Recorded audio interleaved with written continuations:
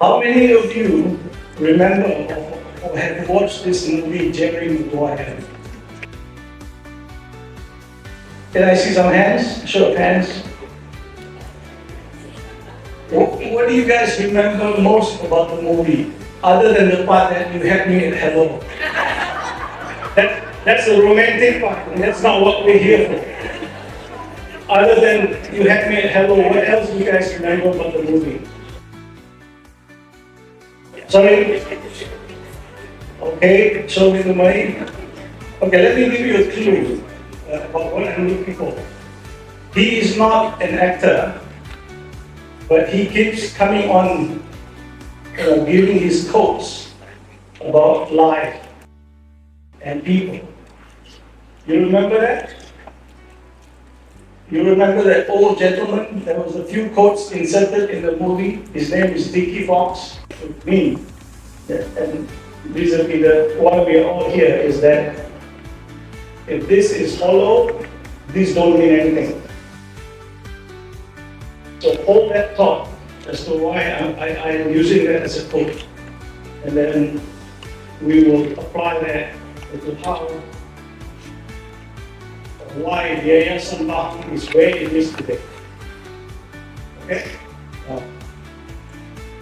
I got involved with Yayasan Pahang about 25 years ago. They had some interest in a listed company that was, at that point in time, one of the major business was stockbroking. It was a darling of the stock industry. I think some of you who are traders in the late 90s may remember Magic Berhad. The company was actually called Magic. It was one of the largest stockbroking companies in the country. It went down after the Asian currency crisis. And it collapsed under a few hundred million of debt, and it was classified under PN4 back in the year 2000. Back then it was PN4, these days we call it PN17. I was brought in to help restructure the company. So I was put on board by Yayasan Pahang to spearhead the restructuring, that restructuring. It was tough. It took me 3 years. It took us 3 years to complete the restructuring. Why it took a long time is very simple. We had to find the right white knight to save the company. And over the course of 3 years, we spoke to about a dozen white knights, so-called white knights. Most of them were not white because they had more debt than we did. So the question was, who's rescuing who? Anyway, we did find someone eventually, and the company was restructured and relisted. And Yayasan Pahang was a major shareholder. They sold their shares eventually in the market and recovered their investments. And it was an instrumental moment for Yayasan Pahang because prior to this, they had no sustainable business. They had a timber business, timber royalties, and land sale, but there was nothing sustainable. So the CEO and the board at that point in time decided that with this recovery money that we have from the investments, that we're going to go into something long-term which is sustainable. So they went into plantation business. They went into the palm oil business. And that was the best decision the state ever made, to go into a long-term sustainable business. The sustainability part for Yayasan Pahang is actually very important because they are an organization that has a lot of social economic responsibilities.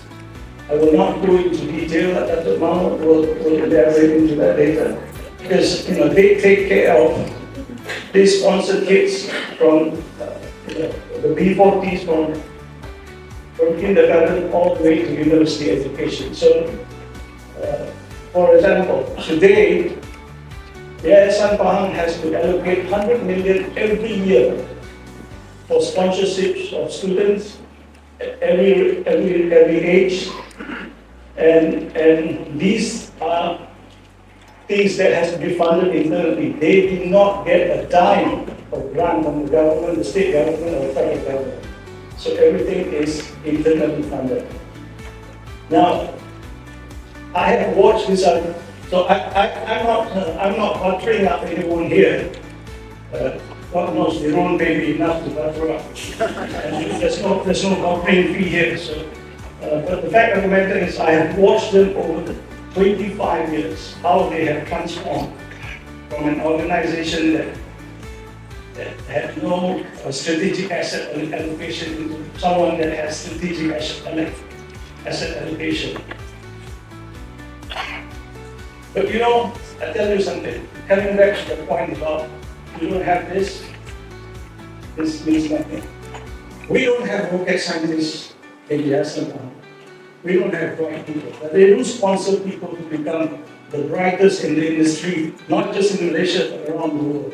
They have sponsored students that have become second rank in the world in accounting. And they have a few of these accolades that you guys don't hear about because they are an organization that do not emphasize in self-glorification.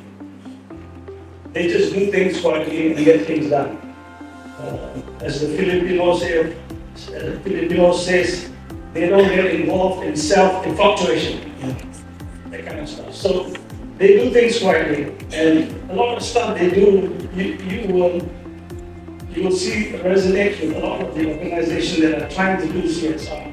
So if you're thinking of a CSR partner to take care of some of this stuff that you want to do, please partner with Yayasan Pahang. But coming back to the attributes of Yayasan Pahang, this is what I have noticed over the last 25 years. They are very straight people running Yayasan Pahang. They have no personality. Very straight from here. They serve the state. That is very clear. I've seen it in Datuk Saria, which was the CEO before Datuk Mahmud. I've seen it in Datuk Mahmud. And I am also seeing the Deputy CEO who's going to be the next CEO when Datuk Mahmud retires. So when you have honest people running an organization, they will find ways to make money and build the reserves. You have wrong people running the organization, they will just burn the cash. Number two, we all talk about succession planning in most organizations. And I've been on boards of many organizations where succession planning is an exercise that most of the time don't pan out. In Yayasan Pahang, succession planning is very clear-cut, and they stick to it. This is what I've seen in the last 25 years. So people have been groomed, and these are the leaders of Yayasan Pahang. Number three, what I've noticed is they stick to their plans. How many of you watch Russell Peters? Okay, Russell Peters always makes fun about how the father tells him to focus, son, focus. That's what it is. You have to stay focused. So that's all I have to say about Yayasan Pahang. This is an organization that many of you have not heard of, but I tell you what is the best kept secret of Yayasan Pahang. And I say this because I get to see comparisons when I sit on the board of banks. It's sitting on a few $1 billion of assets.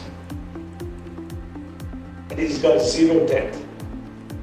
Now you tell me which state agency or state government does not have debt. That's the reality.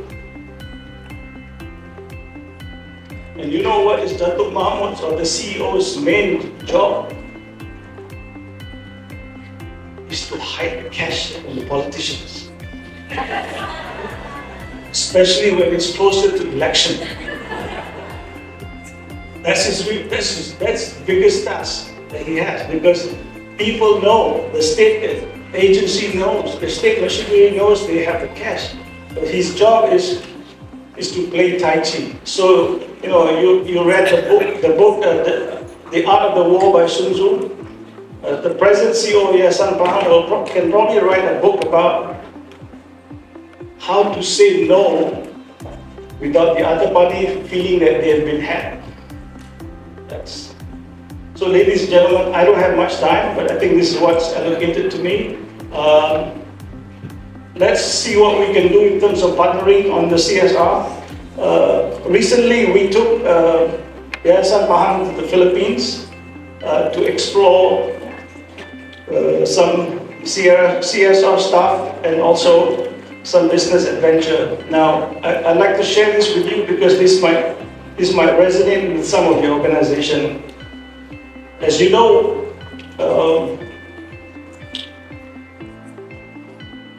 Philippines was at war with the Mindanao government for many years, and it was the Malaysian government that negotiated the peace treaty many years ago. And the Philippine government, the central government, decided that it was cheaper to sign a peace treaty and pay them $4 billion US a year instead of going to war. So what happens in the process is 14 or 15,000 people laid down their arms. But we need to find jobs. We need to create opportunities for them. So the next time you're at a Japanese restaurant and you order sushi, 80% of that sushi comes from the waters of southern Philippines, in the island of Tawi-Tawi or Bonggao, because that's the best tuna fishing in the world. But what happens is, because of politics and logistics, most of that goes to Japan and comes back to us at maybe 5 or 7 times what we are paying for. So we should help them in terms of economic activities, because for a very simple reason, and this is the reasoning I was giving to some of the armed forces people.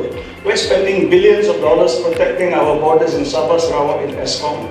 I think it's a lot cheaper to empower people and enrich people, because when people are gainfully employed, they don't have time to be radical. Okay. Thank you so much, Mr. Dali.